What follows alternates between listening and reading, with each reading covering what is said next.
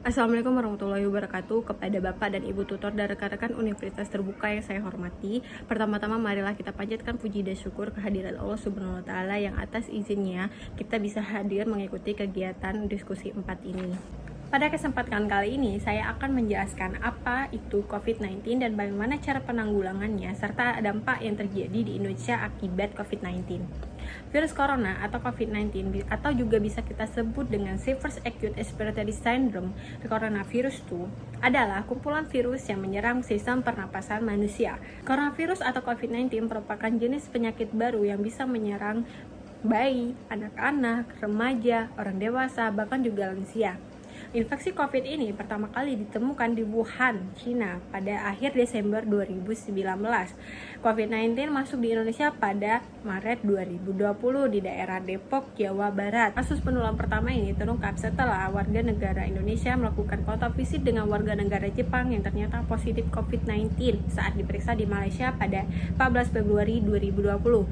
Selang 2 hari, pasien merasa kurang enak badan dan mengeluhkan gejala yang mirip COVID-19. Gejala yang dirasakan seperti demam, sesak, batuk dalam kurun 10 hari. Setelah melalui beberapa pemeriksaan, pasien ini dinyatakan positif COVID-19 pada tanggal 1 Maret 2020. Masing-masing orang memiliki respon yang berbeda terhadap COVID-19. Sebagian besar orang terpapar akan mengalami gejala ringan, sedang, bahkan akut. Gejala paling umum biasanya seperti demam, batuk, kelelahan, serta kehilangan rasa atau bau. Gejala yang sedikit tidak umum biasanya sakit tenggorokan, sakit kepala, sakit dan nyeri, diare, ruam pada kulit atau perubahan pada warna jari tangan atau jari kaki, atau juga mata merah atau iritasi. Gejala serius yaitu kesulitan bernapas atau sesak napas, kesulitan berbicara atau bergerak atau bingung, dan juga nyeri pada dada. Orang dengan gejala ringan yang dinyatakan sehat harus melakukan perawatan mandiri di rumah atau isolasi mandiri. Rata-rata gejala akan muncul 5-6 hari setelah seseorang pertama kali terinfeksi virus ini, tetapi bisa juga sampai 14 hari setelah terinfeksi. Sampai saat ini, COVID-19 kasus dengan kematian sepanjang waktu adalah 6,5 juta total kasus dan 159.000 total yang meninggal. Setelah kasus pertama kalinya COVID-19 masuk ke Indonesia, pemerintah menetapkan sistem WFH atau lockdown. Dari penerapan sistem lockdown, setidaknya ada 3 potensi dampak sosial negatif berkepanjangan yang mengancam peserta didik seperti putus sekolah, penurunan capaian belajar, serta kekerasan pada anak dan risiko eksternal. Selain itu, dampak dari wabah COVID-19 ini terhadap perekonomian masyarakat cukup tinggi, yaitu 37% dari semua jenis usaha mengalami penurunan pendapatan. Penurunan omset bervariasi paling tinggi pada usaha golongan 1 sebesar 44%, turun menjadi 41-60%.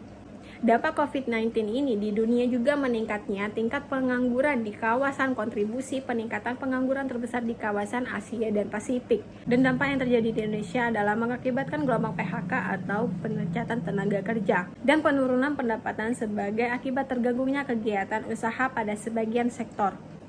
Kerugian Indonesia secara nominal perekonomiannya kehilangan kesempatan menciptakan nilai tambah atau mengalami kerugian sebesar 1.356 triliun per Mei 2021. Langkah-langkah yang dilakukan pemerintah dalam mengontrol lebih sedikit korban akibat COVID-19 adalah pembatasan sosial, meningkatkan tes, telusur, dan treatment, serta mempersiapkan rumah sakit dan tenaga kesehatan agar jumlah pasien COVID-19 yang dirawat di rumah sakit tetap terkendali.